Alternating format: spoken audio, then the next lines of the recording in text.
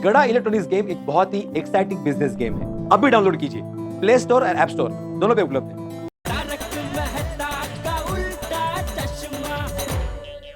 और अब बीच में कोई नहीं बोलेगा वरना पनिशमेंट दूंगा। हाँ ठीक है। तो मित्रों देखिए, कविता लिखने से पहले समझना होगा कि कविता क्या है। कविता कई प्रकार से लिखी जा सकती है, कविता कई प्रकार की होती है, लेकिन कविता लिखी जाए उसके पहले हमें उसकी संरचना, उसके गठन को समझना होगा कि भाई कविता का गठन किस तरह से किया जाए। गठन मतलब कंस्ट्रक्शन। हाँ, कंस्ट्रक्शन। कविता में कंस्ट्रक्शन कहाँ से आया? कविता लिखनी है कि बिल्डिंग बनानी है? अरे भाई, मेरे कहने का मतलब ये है कि हम सबको ये समझना पड़ेगा कि कविता कैसे बनती है, कैसे रची जाती है, उसकी संरचना कैसे होती है। आप बताइए कविता कैसे लिखी जाती है? अरे मेहता साहब, हमको नहीं आता, इसलिए तो आपको मंगाया है। क्या जेठालाल मंगाया? मुझे मंगाया नहीं, उठाया दिन दहाड़े इस तौलिए में, इस हालत में उठा के लेके आए आप मुझे। और बाबा क्या करें, मंगाया है इस हालत में मुझे लेके आकर मंगाया है। हाँ भाई ठीक है, चलो ना, उठाया। अभी सिखाओ भाई कविता कैसे लिखी जाती है। ठीक है, तो आप लोग मुझे उठा के लेके आए, तो मेरा प्रश्न ये है कि बताइए कविता कैसे लिखी जाती है? कागज और पेन से। कागज और पेन तो बाहर की चीज है, लेकिन भीतर क्या है, अंदर क्या है, हमारे भीतर क्या है वो बताइए। मेहता साहब, अंदर तो बहुत कुछ होता है। लीवर होता है, किडनी होती है, फेफड़े होते हैं, तरह तरह की हड्डियां होती हैं, और भी बहुत कुछ होता है। लेकिन इन चीजों से कविता थोड़ी लिख सकते हैं। कविता तो हाथ से ही लिखेंगे ना। क्यों, सही बात है कि नहीं? बिल्कुल हाथी भाई, बिल्कुल सही कह रहे हैं आप। अंदर फेफड़ा, लिवर, किडनी सब होते हैं, लेकिन उसके अलावा एक दिल भी होता है। दिल, और दिल में होती है भावनाएं, इमोशंस, फीलिंग्स। कविताएं लिखने के लिए उन भावनाओं की जरूरत होती है। बताइए है कि नहीं? भावना और फीलिंग्स है कि नहीं? हाँ जी है, बहुत भरी पड़ी है दिल की भावना है। एग्जैक्टली, बहुत है ना भावनाएं। तो कविताएं लिखने के लिए हमें उन भावनाओं को जागृत करना होगा, उन भावनाओं को जगाना होगा, तब जाके भावनाएं शब्द का रूप लेंगी, शब्द वाक्य बनेंगे, वाक्य छंद बनेंगे, और छंद कविता बनेगी। आप सबके भीतर एक कवि छिपा हुआ बैठा है, और हर कवि के दिल में एक कविता छिपी हुई है। वो बताओ जी कहाँ छुपी हुई है? वो वहां से निकाल के कागज पे उतार देते हैं।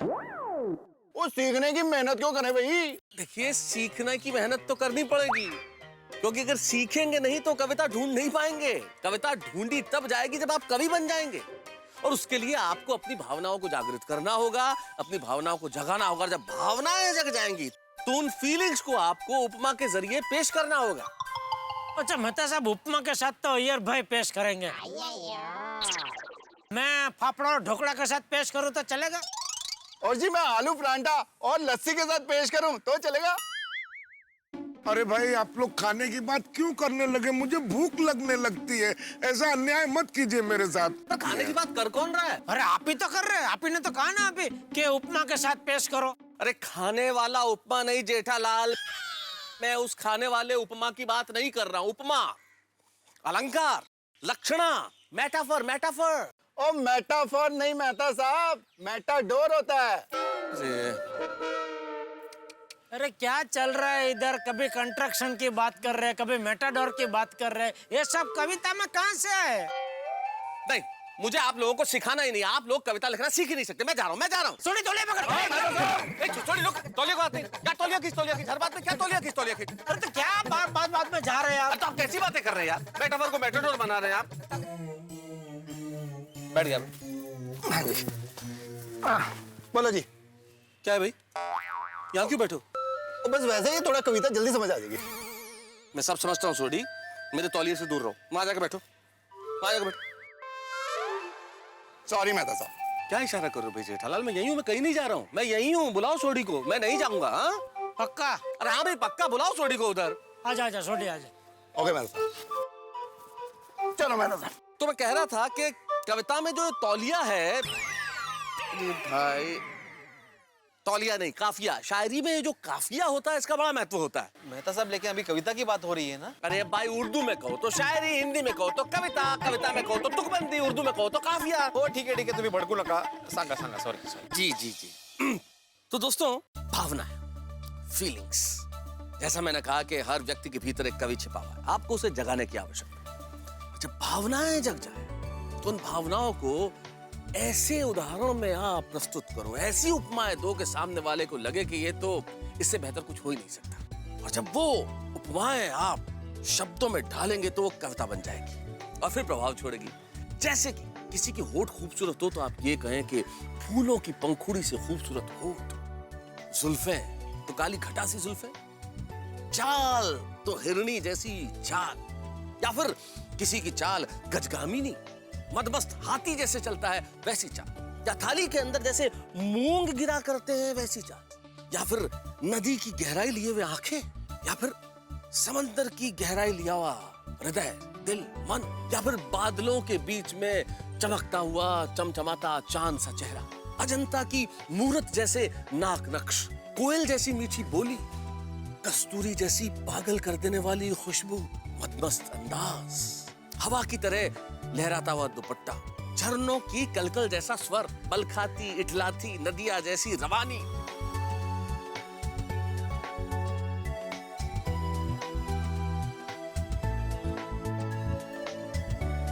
अरे हेलो, कहाँ खो गए आप लोग? समझे कि नहीं कि मैंने क्या कहा? समझ गए कि नहीं? अरे एकदम एकदम बिल्कुल समझ गया। और सब समझ में आ गया मेहता साहब, चांद सितारे फूल की पंखड़ी और किसी को छड़ेंगे नहीं। यही इन्हीं सबको छोड़ना है सोढ़ी, यही समझना है कि आपको ये चांद सितारे फूल पंखड़ी ये नहीं लिखना है, ये उपमाएं नहीं देनी है। तो क्यों? अरे भाई ये सब चीजें हजारों साल से शायरों और कवियों ने लिख दी, इसमें कुछ भी नया नहीं है। अगर आप लोग यही उपमाएं देंगे तो आपकी पत्नियों को क्या लगेगा कि भाई कहीं से नकल करके लेके आए, इसमें आपका ओरिजिनल कुछ है ही नहीं, मौलिक विचार ही नहीं है। तो अभी तो अब आपको अपने आसपास ढूंढना है, आपकी जिंदगी में क्या है, आपके निजी जीवन में जो उदाहरण हैं, जो उपमाएं हैं, जो फीलिंग्स हैं, जो भावना है, उन्हें कविता में ढालना है। वो तमाम चीजें जो आपके जीवन में, जो आपके जीवन में, जो आपके जीवन में, जो आपके जीवन में, और मेरे जीवन में हाँ जी, जो आपके जीवन में भी, आप सबके जीवन में जो है, उन उपमाओं को आप कविता की पंक्तियों में ढालेंगे तो आपकी पत्नियों को लगेगा कि बिल्कुल ये आप ही ने लिखा है। उन उपमाओं को आप कविता में ढालिए तो आपके निजी जीवन के ये उदाहरण जो आपके आसपास हैं, जो आपकी अपनी भावना है, ओरिजिनल मौलिक, ये जब आप कविता में ढालेंगे तो आपकी पत्नियां कहेंगे भाई वाह, हमारे पति हमसे बहुत प्यार करते हैं कि क्या शानदार कविता रची हमारे लिए। वाह वाह वाह मेहता साहब, वाह क्या बात है, जबरदस्त जबरदस्त, मजा आ गया, मजा आ गया। मस्त, थैंक यू ओ यार बहुत बढ़िया। अरे दूर रहे। अब देखिए कैसे कविता लिखते हैं हम। हम लोग सब समझ गए, क्या बात है। फोड़ देंगे मेहता साहब, एकदम फोड़ देंगे। हम सब कविता लिखेंगे। जबरदस्त शब्द है, मजा साहब लगा। वो पहले में एकदम वो हो गया, फिर वो आया, फिर मेटाडोर, ये वो, सबसे पहले अरे कवियों के कवि, मित्रों के मित्र, उपमापति तारक मेहता यांचा विजय सो। उठा ले सोडी, उठा ले।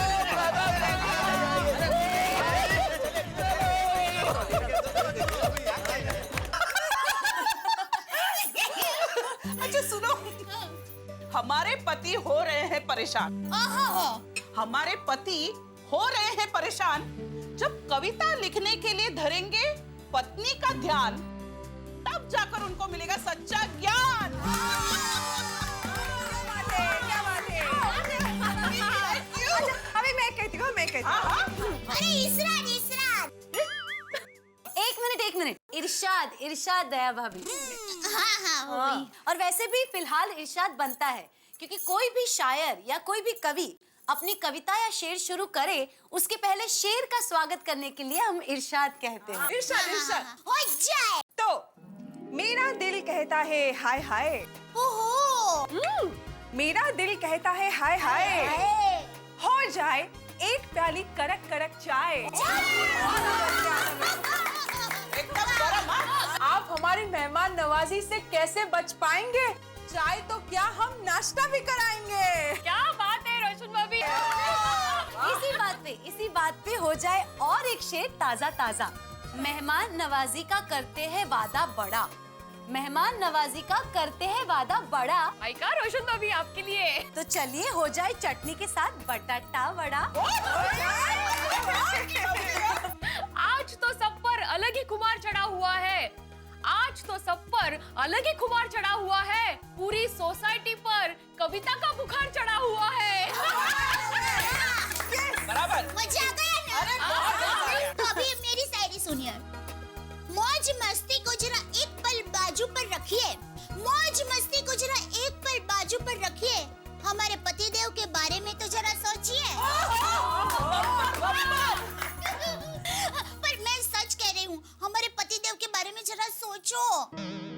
टप्पू के पापा तो कल रात से कविता लिखने में ही लगे हुए हैं बेचारे।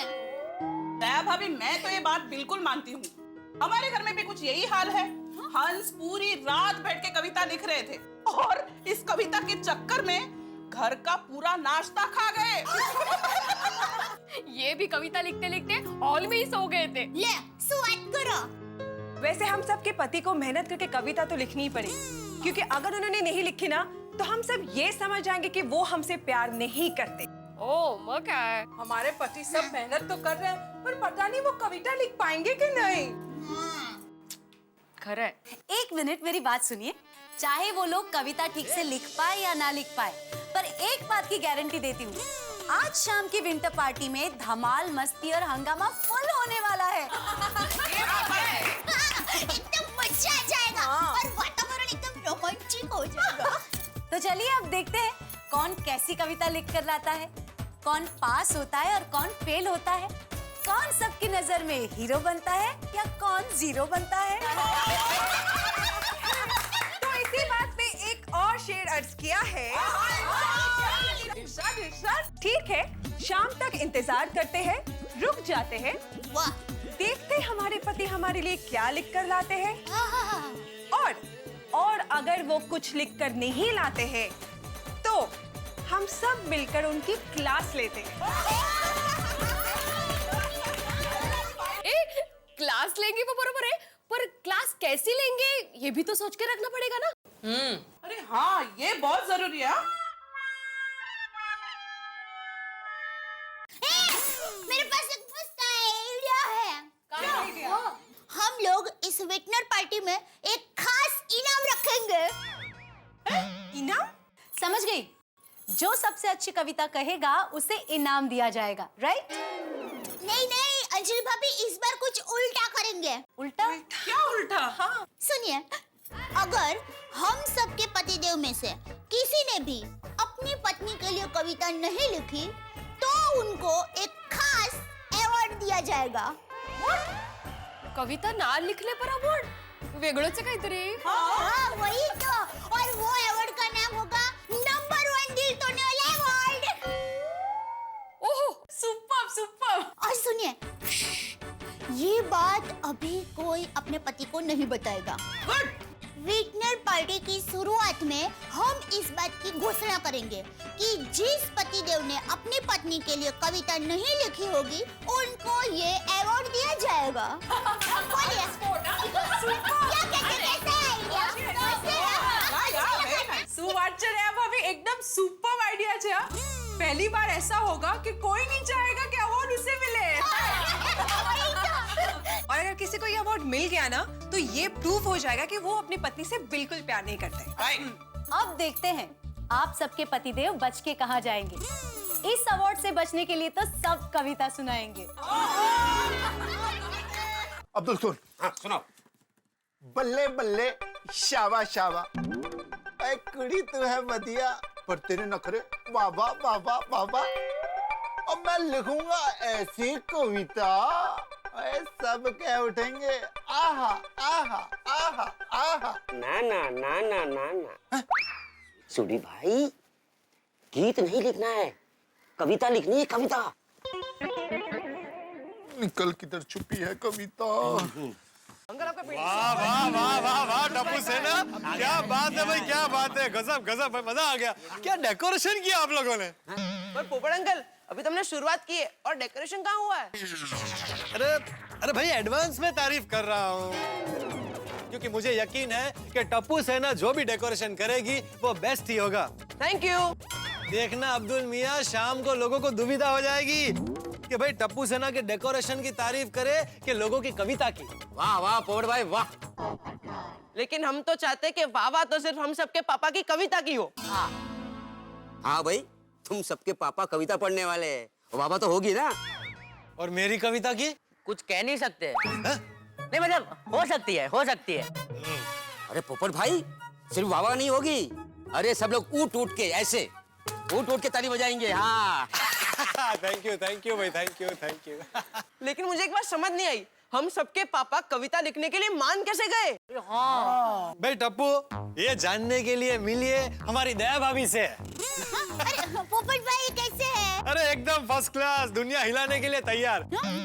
दया भाभी, टप्पू को जरा बताइए कि जेठालाल कविता लिखने के लिए मान कैसे गए? हाँ मम्मी। ओह बेटा, मम्मी कहे और पापा ना माने, ऐसा कभी हो सकता है? करेक्ट दया भाभी। Correct correct. हाँ, शादी के बाद पति को पत्नी की हर बात माननी पड़ती है। ऐसा होता है पोपट अंकल? अरे पोपट भाई से क्यों पूछ रहे हो? दुनिया को पता है कि शादी के बाद पति को पत्नी की बात माननी पड़ती है ना? हाँ, ये तो सनातन सत्य है। वैसे बच्चों, मुझे ये बात की चिंता है कि आप सबके पापा ने कविता के लिए तो हाँ कह दिया है, पर पता नहीं वो लोग कविता लिख पाएंगे कि नहीं। एक्चुअली वह उनका पता नहीं, लेकिन दया भाभी, मैंने आपकी होने वाली भाभी के लिए जबरदस्त कविता लिखी है। रियली अच्छी कविता लिखी है ना पोपट भाई? हाँ। पोपट भाई, हमारी होने वाली भाभी के लिए मस्त कविता होनी चाहिए। एग्जैक्टली, नहीं तो वो आपके पास आने से पहले ही रूठ जाएंगी। इसके लिए नहीं बबीता जी, ऐसा बिल्कुल नहीं होगा भाई। मैं एक बार और जाकर जरा कविता देख लेता हूँ। वाह, ये हुई ना बात। Thank you. चलो हम लोग चलते हैं। विक्टर पार्टी के लिए हम लोग एक स्पेशल अवार्ड लेने के लिए जा रहे हैं। Special award? Special award? हाँ बेटा। क्या है, जरा बताइए ना। हाँ मम्मी, बता ना मम्मी। अवार्ड मतलब क्या? नहीं, अभी आप लोगों को कुछ भी नहीं बताएंगे, सब आपको रात को ही पता चलेगा। Exactly, it's a surprise. अच्छा, मतलब आज शाम को विंटर पार्टी में जो धमाल होने वाला है, आज के पहले कभी नहीं हुआ। भाई हमारी गोकुलधाम सोसाइटी के महिला भी कमाल है। जो पति बेचारा अपनी पत्नी के लिए कविता नहीं लिख पाएगा, उसे नंबर 1 दिल तोड़ने वाला अवार्ड दिया जाएगा, कविता न लिखने पर, न पढ़ने पर। ये तो ठीक ऐसा ही हुआ जैसे कोई विद्यार्थी क्लास में फेल हो जाए और उसे पूरी स्कूल के सामने पारितोषिक दिया जाए, रेस में सबसे लास्ट रहने वाले को मेडल दिया जाए, या ऑफिस में जिसका काम कंप्लीट न हुआ हो उसे दफ्तर में सबके सामने सम्मानित किया जाए। सम्मान, ये तो कुल मिला के अपमान हुआ ना। अब ऐसी जिल्लत मेरे किसी एक दोस्त को झेलनी पड़ेगी। अब देखना ये होगा कि कौन अपनी पत्नी के लिए कविता लिख पाता है और किसे मिलता है ये नंबर 1 दिल तोड़ने वाला अवार्ड। ये सब जानने के लिए आपको एक बहुत छोटा सा काम करना होगा, देखना होगा तारक मेहता का उल्टा चश्मा। देखते रहिए, हंसते रहिए। क्या बात है तारक, अपने दोस्तों को देखकर आप भी जोश में आ गए और मेरे लिए कविता लिखने लगे। अरे तुम्हारे लिए कविताएं लिखने के लिए क्या मुझे दोस्तों की तरफ देखने की जरूरत है? अरे तुम्हारे लिए कविताएं तो कब से लिख रहा हूँ, शादी से पहले से। और अभी जब तुम्हारे हाथ का सलाद खा सकता हूँ तो क्या कविता नहीं लिख सकता? नहीं, अभी फिलहाल मैं वैलेंटाइन डे के लिए आर्टिकल लिख रहा हूँ। Oh, that's great. But you know what, Tarak? Valentine day का असली मजा तो आज शाम की विंटर पार्टी में आने वाला है। गोकुलधाम सोसाइटी के सारे पति अपनी पत्नी के लिए कविता पढ़ेंगे। How romantic. हाँ, मैं भी यही सोच रहा हूँ कैसे पढ़ेंगे। क्या? नहीं, हाँ मजा आएगा, बहुत मजा आएगा। हाँ, मजा तो बहुत आएगा। And you know what Tarak, आज की विंटर पार्टी में हमने एक खास अवार्ड रखा है। अरे वाह, अवार्ड रखा है? कैसा अवार्ड, किस चीज के लिए? मैं क्यों बताऊं? ठीक है, मत बताओ। अरे बताती हूँ, पर एक शर्त पे। हाँ बताओ, क्या शर्त? कि ये बात आप किसी को नहीं बताएंगे। प्रॉमिस, किसी को नहीं बताऊंगा। बताओ अवार्ड क्या है? आज की पार्टी में जो कविता नहीं पढ़ पाएगा उसे अवार्ड देने वाले हैं। कविता न पढ़ने पर अवार्ड? कैसा अवार्ड? वही तो ट्विस्ट है। जो पति अपनी पत्नी के लिए कविता नहीं लिख पाएगा उसे मिलेगा नंबर 1 दिल तोड़ने वाला अवार्ड। ओहो, लगता है गोकुलधाम के सब मर्दों को अवार्ड मिलने वाला है। हे भगवान, प्लीज ये अवार्ड किसी को न मिले, प्लीज। क्या हुआ, क्या सोच रहे हैं आप? नहीं, मेरे दोस्तों के बारे में सोच रहा था। कविताएं लिख रहे हैं ना, तो किस तरह से लिख रहे होंगे, क्या क्या लिख रहे होंगे, कितना परिश्रम कर रहे होंगे, जरा पता कर लेता हूं मैं। कविता लिखना उन लोगों को।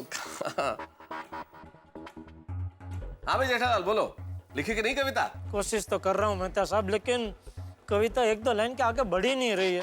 पता नहीं क्या प्रॉब्लम है। मैं भी बहुत बुरी तरह से फंसा हुआ हूँ मेहता साहब। क्वेश्चन पेपर मेरे सामने है लेकिन आंसर ही नहीं सूझ रहा है। ओए आंसर छोड़, इधर तो कविता की गड्डी टिंग टिंग टिंग टिंग टिंग टिंग टिंग टिंग और चालू नहीं हो रही है यार।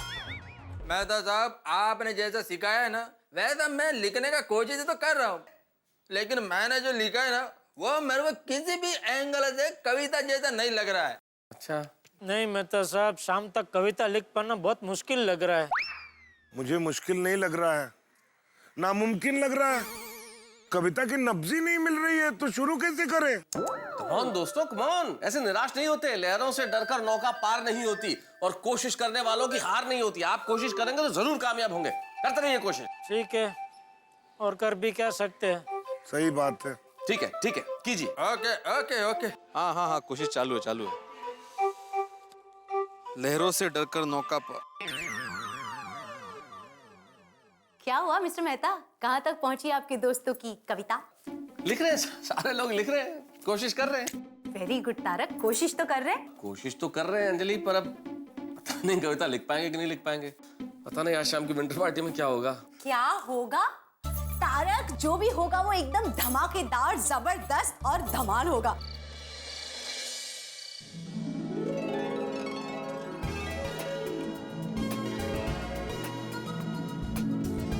वाह वाह वाह वाह वाह वाह वाह, क्या बात है भाई अब्दुल मियां, भाई मुबारक हो, मुबारक हो। भाई बहुत बढ़िया डेकोरेशन, गजब गजब हो गया भाई, क्या बात है।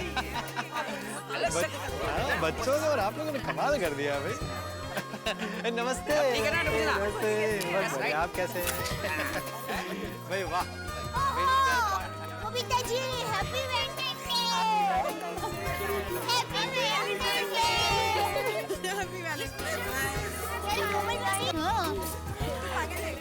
ये आपको हार्ट कैसे लग रहा है? चेक क्या हो गया?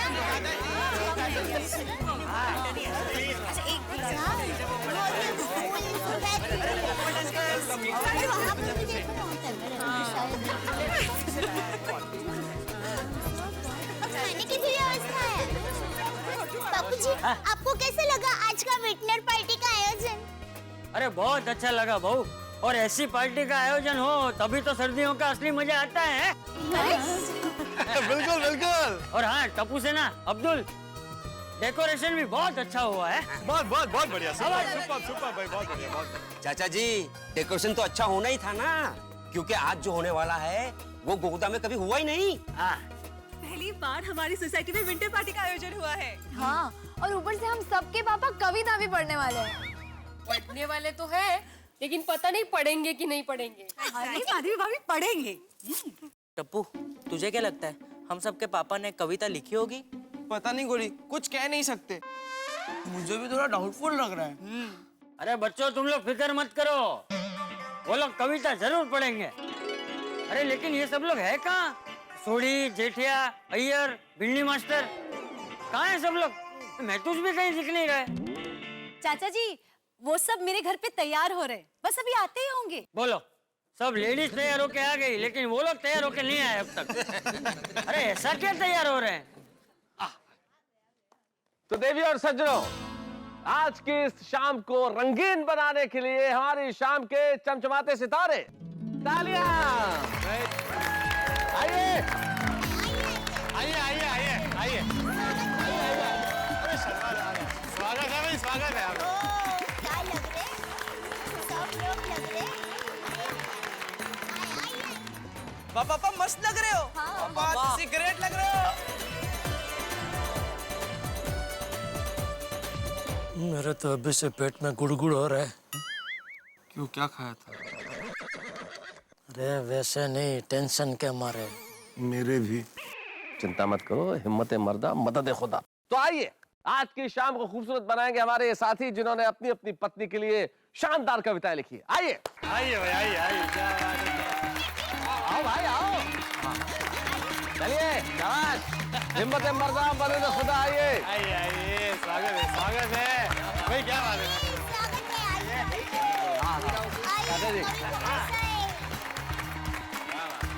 आइए आ गए हैं। हाँ, टप्पू के पापा, आपने कविता लिख ली है ना? हाँ, अभी लिखी तो है। आहो, आपने कविता अच्छी लिखी है ना? अब माधवी, वो जब मैं पढ़ूंगा तब पता चलेगा ना कैसी लिखी है। कोशिश तो की है, लेकिन लेकिन क्या? तुम सुनाओगे तो सही ना? हाँ हाँ, सुनाएंगे सुनाएंगे। हाँ। अय्यर, तुम इतना हेजिटेट क्यों हो रहे हो? तुमने कविता लिखी तो है ना? हाँ, और रोशन, ते कविता लिखी ने? ओए लिखी है सोनिए, और ऐसे सुनाऊंगा कि तू एकदम खुश हो जाएगी। दया भाभी, हम सब जानते हैं वसंत ऋतु का आगमन हो चुका है, और खुशी की बात ये है कि ये गुलाबी ऋतु का फायदा उठाने के लिए गोकुलधाम सोसाइटी में पहली बार विंटर पार्टी का आयोजन हुआ है, और वो भी वैलेंटाइन डे के दिवस पर। हाँ, तो आप लोगों का ज्यादा समय ना लेते हुए हम लोग इस कविता कार्यक्रम के नियम आपको बताते हैं। सब पतियों को अपनी पत्नी पर खुद की लिखी हुई कविता यहाँ स्टेज पर अपनी पत्नी के साथ आकर सुनानी पड़ेगी। और जैसे कि कोमल भाभी ने बताया, सबको अपनी लिखित कविता ही सुनानी है। कोई फिल्म का गाना या तो किसी और की लिखी हुई कविता जरा भी नहीं चलेगी। और इसके साथ साथ आपके लिए एक सरप्राइज भी है। अगर कोई पति अपनी पत्नी के लिए कविता नहीं पढ़ पाए तो उनके लिए 1 से 10 तक गिनती की जाएगी, और फिर भी पतिदेव कविता नहीं पढ़ पाए तो उनके लिए एक स्पेशल अवार्ड है।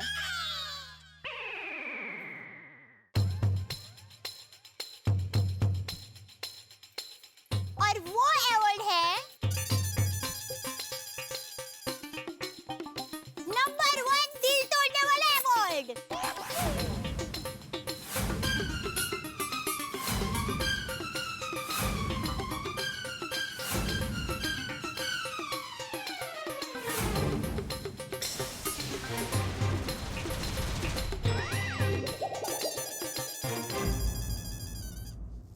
भाई भिड़े, ये लोग ने तो हमें फंसाने का पूरा इंतजाम कर रखा है।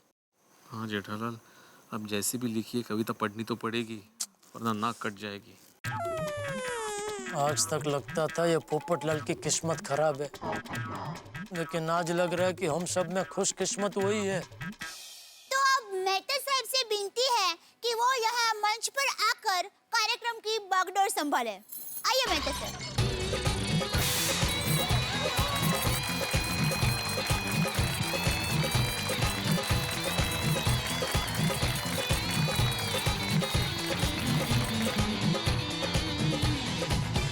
इस खूबसूरत और रंगीन शाम में मैं आप सभी का स्वागत करता हूँ। और थैंक यू जी। दया भाभी, आपको बहुत बहुत धन्यवाद कि आपने इस शाम को संचालित करने के लिए मुझे आमंत्रित किया। जब शाम की शुरुआत इतनी धमाकेदार है तो सोचिए आगे क्या। जब आगाज इतना खूबसूरत है, जब ये शाम अंजाम तक पहुंचेगी, तब वातावरण में कितने प्यार के रंग खिल चुके होंगे। और आज की शाम तो हमारे लिए बड़ी महत्वपूर्ण है। बसंत ऋतु का आगमन हो चुका है। चारों ओर हवाओं में एक कमाल की खुशबू फैली हुई, एक प्यार का रंग चारों ओर बिखरा हुआ, एक भीनी भीनी सुगंध जो स्नेह बरसाती है, एक भीनी भीनी सुगंध जो मोहब्बत को एक जगह से दूसरी जगह लेके जाती है। ऐसी मोहब्बत की हवाएं चारों तरफ फैली हुई है इस बसंत ऋतु के आगमन पर। और वैलेंटाइंस डे जो प्रेम के प्रतीक के रूप में पूरी दुनिया में मनाया जाने लगा है, दोनों का यह अद्भुत संगम। और इस संगम के अवसर पर यह खूबसूरत सी शाम सजी है गोकुलधाम सोसाइटी में। मुझे बड़ी खुशी होगी कि मैं आपसे ये कहूं कि इस खूबसूरत शाम के लिए करतल ध्वनि से हम इसका स्वागत करेंगे।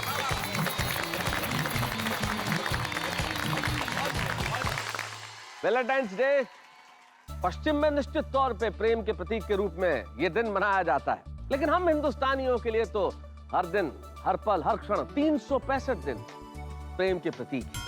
हमारी जिंदगी स्नेह, प्यार, प्रेम इसके बिना चल ही नहीं सकती। जिंदगी के अंदर मोहब्बत के रंग भरना बड़ा जरूरी होता है दोस्तों।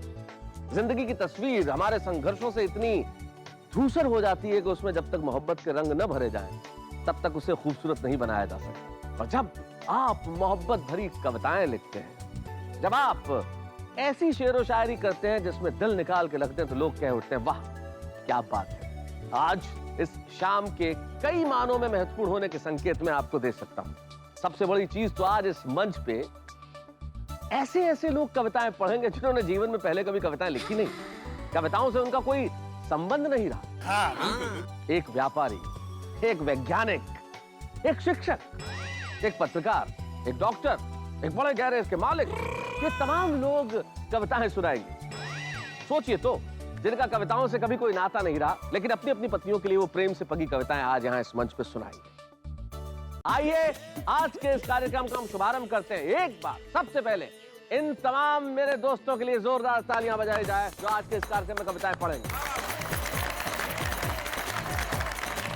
और सबसे पहले मैं बुलाना चाहता हूँ, रुकिए मेहता साहब, सबसे पहले आपको अपनी वो प्रेरणा वाली कविता सुनानी पड़ेगी। फ्लैग, उसी की वजह से तो ये पूरा प्रोग्राम हो रहा है। और उसी की वजह से हम सब फंसे हैं। क्या क्या बोला? चलिए जब आप इतना आग्रह करते हैं तो उसी कविता का एक अंश मैं सुना देता हूँ। एक अंश आप अंजलि से सुन चुके हैं, एक अंश मैं आपको सुना देता हूँ। तो जैसा कि मैंने आपसे कहा कि ये कविता तुम प्रेरणा हो मेरी, मैंने उस जमाने में अंजलि को देख के लिखी थी। जब मैंने अंजलि को पहली बार देखा था कॉलेज के दिनों में, तो भाव उसी वक्त वाले हैं जब मैं अंजलि से कुछ कहना चाहता था। तुम प्रेरणा हो मेरी, तुम साधना हो मेरी, तुम सामने हो मेरे पर तुम कल्पना हो मेरी। तुम प्रेरणा हो मेरी, तुम साधना हो मेरी, तुम सामने हो मेरे पर तुम कल्पना हो मेरी। तुम अक्षत सी पवित्र, सौंदर्य का रूप चित्र। तुम अक्षत सी पवित्र, सौंदर्य का रूप चित्र। आओ संग तुम्हारे प्रेम की एक बाती बाल दो। तुम बन जाओ दीप मेरी, मैं आरती का थाल हूं। तुमको तुम्ही से मांग रहा हूं, तुम आराधना हो मेरी, तुम साधना हो मेरी, तुम प्रेरणा हो मेरी। तुम मेरे सामने हो पर तुम कल्पना हो मेरी। मैं बिखर रहा हूं पल पल एक सूखे पात सा। मैं बिखर रहा हूं पल पल एक सूखे पात सा। मेरी हथेली को इंतजार है तुम्हारे हाथ का। मेरी हथेली को इंतजार है तुम्हारे हाथ का। अनगिनत पल ये विरह के अब स्वयं कटते नहीं हैं। अनगिनत पल ये विरह के अब स्वयं कटते नहीं हैं। बादल ये दूरियों के क्यों भला छटते नहीं हैं। मैं बन जाऊंगा आंगन तुम्हारा, तुम अल्पना हो मेरी, तुम ही साधना हो मेरी, तुम प्रेरणा हो मेरी। तुम हो सामने मेरे और तुम हो कल्पना मेरी। तुम ही हो प्रेरणा मेरी, तुम ही हो प्रेरणा मेरी, तुम ही हो प्रेरणा मेरी।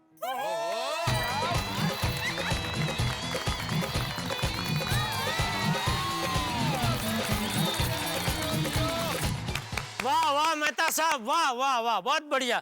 थैंक यू भाई मैं तो ये कहना चाहूंगा अभी कि इतनी बढ़िया कविता होने के बाद और कोई कविता होनी ही नहीं चाहिए अभी आगे। बस हो गया, खत्म। हाँ जेठिया, ऐसे एक सुझाव था, नहीं अच्छा लगा, कोई बात नहीं। बहुत बहुत धन्यवाद इस कविता की प्रशंसा करने के लिए। आइए अब हम मूल कार्यक्रम की ओर बढ़ते हैं और इस कार्यक्रम के प्रथम पायदान पे मैं सबसे पहले बुलाना चाहता हूं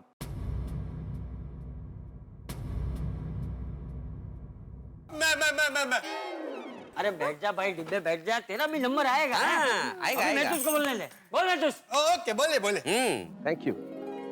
तो आइए मैं सबसे पहले बुलाना चाहता हूं दोस्तों, जिंदगी में आगे बढ़ने के लिए, प्रथम कदम बढ़ाने के लिए जरूरत जिसकी सबसे ज्यादा होती है, जो जिंदगी का पहला अक्षर हमें सिखाता है, जो वर्णमालाएं पढ़ाता है, जो हमें जिंदगी में आगे बढ़ने के गुर देता है, उसे हम गुरु कहते हैं। और एक ऐसे ही गुरु हमारी सोसाइटी में है जो सबको शिक्षा देते हैं, जो जिंदगी की पाठशाला में सबको पाठ पढ़ाते हैं। आइए हम सबसे पहले उन्हें बुलाते हैं। आत्माराम तुकाराम भिड़े, आइए।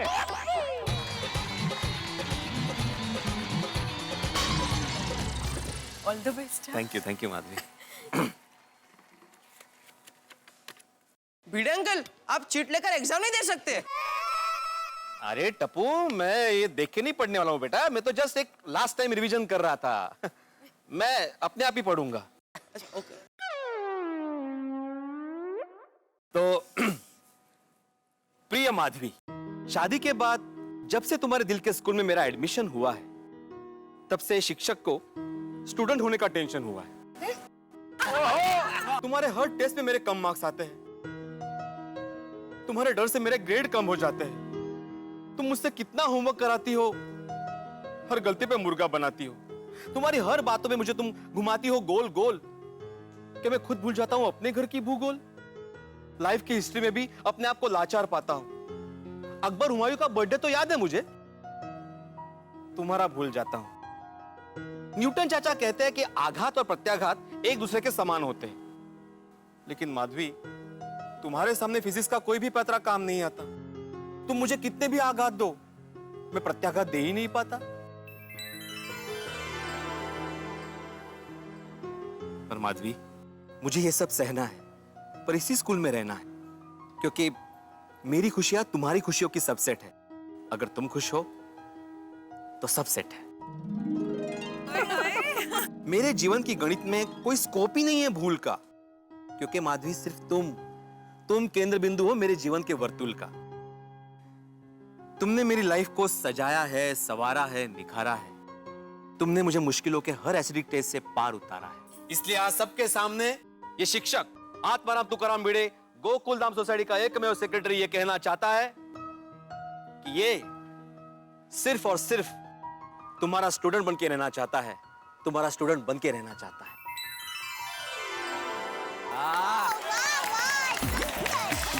क्या बात है। और छा गया भाई पिड़ो, एकदम फर्स्ट क्लास छा गया। अबे भिड़े, स्टूडेंट बनकर ही रहना पूरी जिंदगी। Very good Atmaram, excellent, good. चलो इसका तो हो गया, छूट गया ये। अच्छी लिखी कविता। बहुत अच्छी लिखी है। भाई भिड़े, क्या बात है, कमाल कर दिया। क्या बोलते हैं आप लोग? वाह भिड़े वाह, क्या कविता सुनाई। माधवी अभी वो आप जो कान खींच रही थी, खींच लेना चाहिए था। आया कान नहीं कही। कोई बात नहीं। अक्सर ऐसा हो जाता है प्रेम की कविताएं सुन के। लेकिन भिड़े, तुमने बहुत बढ़िया कविता लिखी। जो तुम्हारी पीड़ा उभर के सामने आ रही थी कि भाई ये घर का भूगोल भूल जाते हैं और एसिडिक टेस्ट में बड़ी मुश्किल से पास होते हैं और ग्रेड्स कम हो जाते हैं। तो जब तुम कविताएं पढ़ रहे थे तो मुझे लगा कि मुझे ये कहना चाहिए कि अगर अच्छी बीवी न मिले तो हालत बड़ी फटीचर होती है। और एक शिक्षक भी कह रहा है कि बीवी ही सबसे बड़ी टीचर होती है। भाई क्या बात है, बहुत अच्छे। आइए हम आगे चलते हैं, उन्हें बुलाते हैं जिन्हें अगली कविता पढ़नी है। और मैं आ जाऊं, मैं तैयार हूँ। शांति रखना डिब्बे, तेरा नंबर आएगा तब बोलेगा। चाचा जी समझाइए ना जरा। हाँ, वो तो क्या रेडी है ना, इसलिए। तो मैं बुलाना चाहता हूँ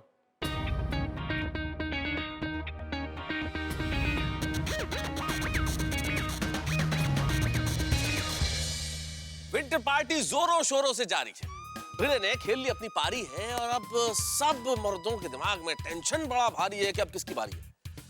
भाई ये जो नंबर 1 दिल तोड़ने वाला अवार्ड है, ये किसे मिलने वाला है, ये जानने की सबको बेकरारी है। अब ये देखना होगा दोस्तों कि सचमुच किसकी बारी है। कौन पति अपनी पत्नी के लिए कविता लिख के सुना पाता है और कौन नहीं सुना पाएगा। भाई अब यहाँ बहुत सारे हंगामे और हलचल होनी बाकी है, क्योंकि किसे मिलेगा ये नंबर 1 दिल तोड़ने वाला अवार्ड और कौन सुनाएगा अपनी पत्नी के लिए कविता। ये सब जानने के लिए आपको देखना होगा तारक मेहता का उल्टा चश्मा। देखते रहिए, हंसते रहिए।